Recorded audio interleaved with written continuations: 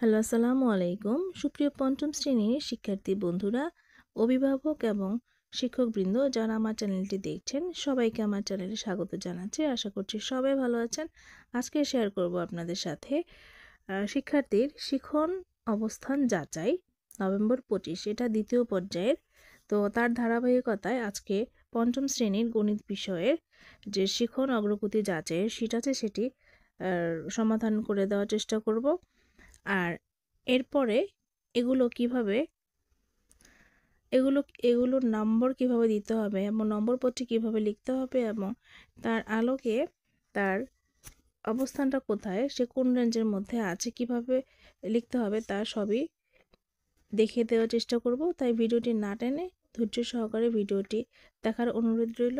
আর যদি মনে হয় যে না কিছু হলেও শিখতে পেরেছি, তাহলে চ্যানেলটি সাবস্ক্রাইব করার অনুরোধ রইল। অঙ্ক আছে 1 থেকে শুরু করে একদম 13 পর্যন্ত।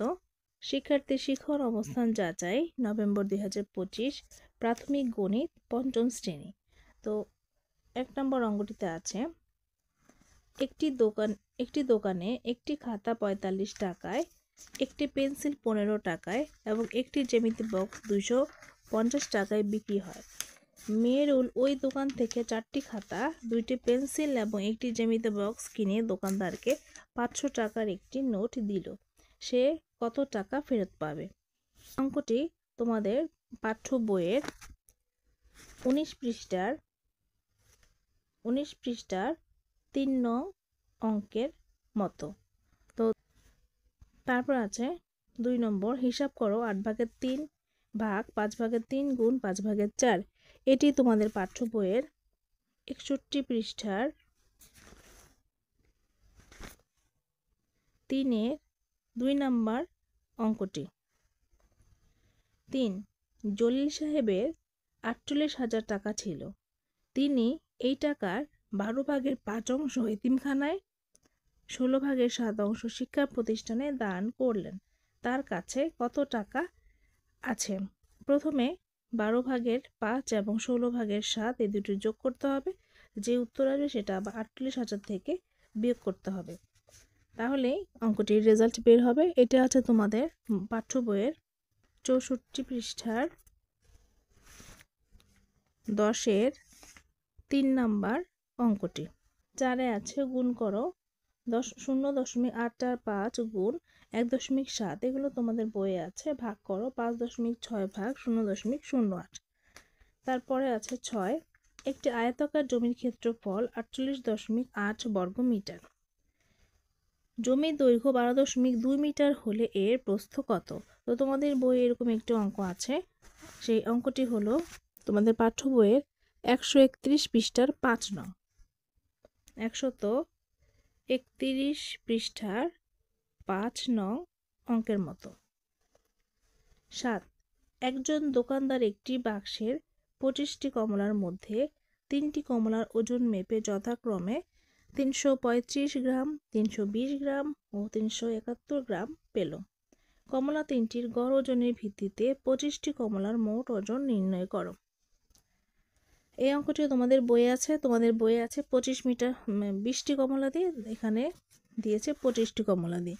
তো এটা তোমাদের আছে পাঠ্য বইয়ের 90 পৃষ্ঠা 2 নং অঙ্ক। 8, জসিম একটি ব্যাংক থেকে 4,000 টাকা ঋণ নিলেন। বার্ষিক 8% মুনাফা আসলের উপর ধার্য করা হলো। 10 বছর পর তাকে মোট কত টাকা পরিশোধ করতে হবে? তোমাদের অঙ্ক বইয়েও এই অঙ্কটি আছে। এখানে জসিমের নামের পরিবর্তে ছিল শ্যামল চাকমা, মনে আছে নিশ্চয়ই। এটাও তোমাদের পাঠ্য বইয়ের 97 পৃষ্ঠার 3 নং অঙ্ক। 97 পৃষ্ঠার 3 নং অঙ্কটি। তারপর হচ্ছে 8-এর খ, একটি দোকানে 2,000 টাকার পণ্য 20% কমে বিক্রয় করা হলো। পণ্যটির বিক্রয় মূল্য কত? এটাও তোমাদের পাঠ্য বইয়ের 99 পৃষ্ঠার 7 নং অঙ্ক। 9, আরাফাত বাজারে গিয়ে 4.5 কেজি চাল, 755 গ্রাম সবজি এবং 2225 গ্রাম মুরগির মাংস কিনলেন। তিনি মোট কত কেজি বাজার করলেন? তোমাদের বইয়ে আছে এখানে 775 হেক্টোগ্রাম আছে। এমন এটা এরকম হেক্টোগ্রাম আছে। তো এটা তোমাদের 121 পৃষ্ঠার 4 নং অঙ্কের মতো। 121 পৃষ্ঠার 4 নংয়ের মতো। 10 একটি আয়তাকার ফুটবল মাঠের প্রস্থ 750 মিটার, এর ক্ষেত্রফল 9000 একর হলে এর দৈর্ঘ্য কত? তো তোমাদের পাঠ্য বইয়ে যেরকম আছে যে দৈর্ঘ্য দেওয়া ছিল, হ্যাঁ, প্রস্থ দেওয়া ছিল, ক্ষেত্রফল বের করতে হবে একরে। আর এখন এখানে ক্ষেত্রফলটা দেওয়া আছে একরে এবং এটা একরকে আগে মিটারে করতে হবে, মিটার করে তারপর দৈর্ঘ্যের সূত্র ফেলে তারপর হচ্ছে অঙ্ক করতে হবে। এটাও আছে তোমাদের পাঠ্য বইয়ের 131 পৃষ্ঠার 3 নংয়ের মতো। এটা হলো 131 পৃষ্ঠার 3 নং। 11 অপরাহ্ন 4:30কে 24 ঘন্টার সময়সূচিতে প্রকাশ করো। খ 7:30কে 12 ঘন্টার সময়সূচিতে প্রকাশ করো। এই ধরনের আরও অঙ্ক আছে এবং এই অঙ্কগুলো যে আসবে তার কোনো মানে নেই। এই অঙ্কগুলো তোমাদের পাঠ্য বইয়ের 140 পৃষ্ঠায় আছে। এই দুইটা অঙ্কই আছে 140 পৃষ্ঠায়। ডান পাশে আয়তন লেখে কল্যাণদী সরকারি প্রাথমিক বিদ্যালয়ের 5ম শ্রেণীর শিক্ষার্থীদের ভর্তি ও ওজন সম্পর্কিত তথ্য দেওয়া আছে।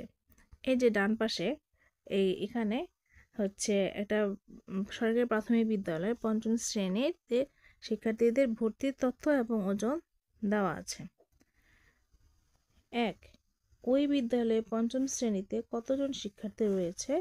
2 40 থেকে 44 শ্রেণী ব্যবধানে শিক্ষার্থীর সংখ্যা শতকরা কত? তাহলে এই অঙ্কটা হচ্ছে, দেখো এখানে বলেছে ওই বিদ্যালয়ে 5ম শ্রেণীতে কতজন শিক্ষার্থী রয়েছে। তো আমরা এটা দেখতে পেলাম, এটা হলো 5ম শ্রেণীর শিক্ষার্থীদের ওজন। এই সাইড হচ্ছে 5ম শ্রেণীর শিক্ষার্থীদের ওজন, আর এটা হচ্ছে এগুলো হচ্ছে শিক্ষার্থীর সংখ্যা। তো বলেছে ওই বিদ্যালয়ের শিক্ষার্থী কতজন। তো কীভাবে কাউন্ট করব? দেখো এখানে শিক্ষার্থী আছে 2 জন, এখানে আছে 3 জন শিক্ষার্থী, তারপর 30 থেকে 34 আছে 6 জন শিক্ষার্থী, তারপরে 35 থেকে 39 আছে হলো 7 জন শিক্ষার্থী, 40 থেকে 44 জনে আছে 5 জন, আর 45 থেকে 50 আছে 2 জন। এখন এই সংখ্যাগুলো যোগ করলে শিক্ষার্থীর সংখ্যা বের হয়ে যাবে। তাহলে শিক্ষার্থীর সংখ্যা হলো 25 জন, আর এটা উত্তর হবে যে তারা হলো 25 জন। তারপরে খতে আছে 2 আছে 40 থেকে 44 শ্রেণী ব্যবধানে শিক্ষার্থীর সংখ্যা কত, শতকরা কত? তাহলে দেখো এই যে 40 থেকে 44, এখানে শিক্ষার্থীর সংখ্যা হলো 5 জন। যদি শতকরা বের করতে হয় তো কিভাবে বের করবে? যেমন সংক্ষেপে বলে দিচ্ছি যে 25 জন ছাত্র যখন হয় তখন ছাত্র হয় 100%। হ্যাঁ, তাহলে একে কত? একে হলো 100 ভাগ 25 সমান হলো 4 জন।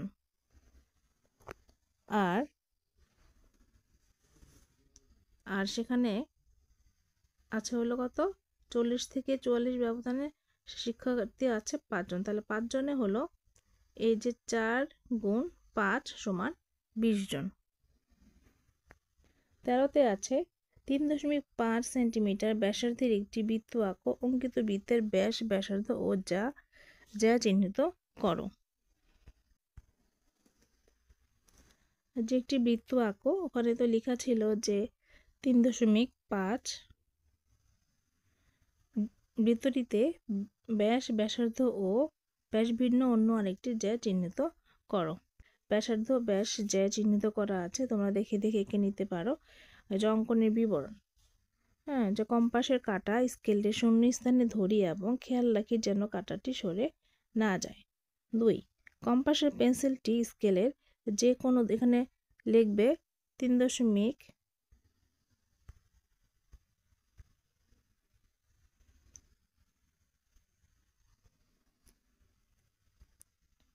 এই যে কোনো দৈর্ঘ্য লিখবে না, যে কোনো দৈর্ঘ্য বাদ দিয়ে লিখবে 3.5 সেন্টিমিটার দৈর্ঘ্যের সমান নির্দিষ্ট করে ধরি। বৃত্তের কেন্দ্র ক নির্ধারণ করি এবং কম্পাসের কাঁটাটি সেখানে রাখি। কেন্দ্রের চারপাশ দিয়ে পেন্সিলটি ঘুরিয়ে আনি, খেয়াল রাখি যেন কেন্দ্র সরে না যায় এবং কেন্দ্র থেকে পেন্সিলের দূরত্ব পরিবর্তন না হয়। তাহলে ক কেন্দ্র বিশিষ্ট বৃত্তটি উদ্দিষ্ট বৃত্ত। তো শিক্ষার্থী বন্ধুরা, এ ছিল জ্যামিতির অংশটা। তো শিক্ষার্থী বন্ধুরা, এ ছিল শিক্ষার্থীদের শিক্ষণ অগ্রগতি যাচাইয়ের 5ম শ্রেণীর শীটটি। এই প্রশ্নগুলোতে এক একটাতে কত নাম্বার করে এবং কিভাবে নাম্বারিং করবে তা দেখিয়ে দিচ্ছি। শিক্ষার্থীদের শিক্ষণ অগ্রগতি যাচাই কার্যক্রম পরিচালনায় অ্যাসেসমেন্ট টুলস ব্যবহার, তথ্য সংগ্রহ ও সংরক্ষণের জন্য প্রয়োজনীয় নির্দেশিকা নভেম্বর 2025। এই প্রাথমিক গণিত বিষয়ের 1ম থেকে 5ম শ্রেণী পর্যন্ত এটার কিছু দিক নির্দেশনামূলক ব্যাপার আছে, যেগুলো আমি সংক্ষেপে বলছি। শ্রেণীভিত্তিক এই মূল্যায়ন টুলসের মাধ্যমে শ্রেণীর প্রতিটি শিশুর আলাদা আলাদাভাবে মূল্যায়ন করে রেকর্ড সংগ্রহ করতে হবে। শেখার যেন ভয় না পায় সেদিকে তাদের সাথে বন্ধুত্বপূর্ণ সম্পর্ক স্থাপন করে অ্যাসেসমেন্ট কার্যক্রম সম্পন্ন করতে হবে। আর এর নিয়ম হচ্ছে যে প্রাথমিক গণিত বিষয়ের যে টেস্ট আইটেমগুলো আছে, যা পুরোপুরি যদি সঠিক হয় প্রতিটি প্রশ্নের নিচের ঘরে শিক্ষার্থী রোল নম্বর বরাবর প্রাপ্ত নম্বর দিন এবং পুরোপুরি সঠিক না হলে কোনো নম্বর প্রদান করা যাবে না। তবে উত্তর যদি আংশিক হয় তাহলে কি পারলো না তা সংক্ষেপে কলামে লিখতে হবে এবং পরবর্তীতে কি ফিডব্যাক দিব সেটা লিখতে হবে। তো কিভাবে লিখতে হবে, যেমন সন্তোষজনক নয় বা চলতি মানের নিচে, তার রেঞ্জ হচ্ছে 0 থেকে 49। সন্তোষজনক বা চলতি মান হচ্ছে 50 থেকে 69, আর উত্তম হচ্ছে 70 থেকে 89, আর অতি উত্তম হচ্ছে 90 থেকে 100। শিক্ষার্থীদের মূল্যায়ন করার ক্ষেত্রে যদি আলাদা আলাদা কাগজ ব্যবস্থা করা হয় বা প্রয়োজন হয় তাহলে তাদেরকে এটা আলাদা খাতা দেওয়া যেতে পারে এবং এই আলাদা খাতাটাও কী করতে হবে, সংরক্ষণ করে রাখতে হবে।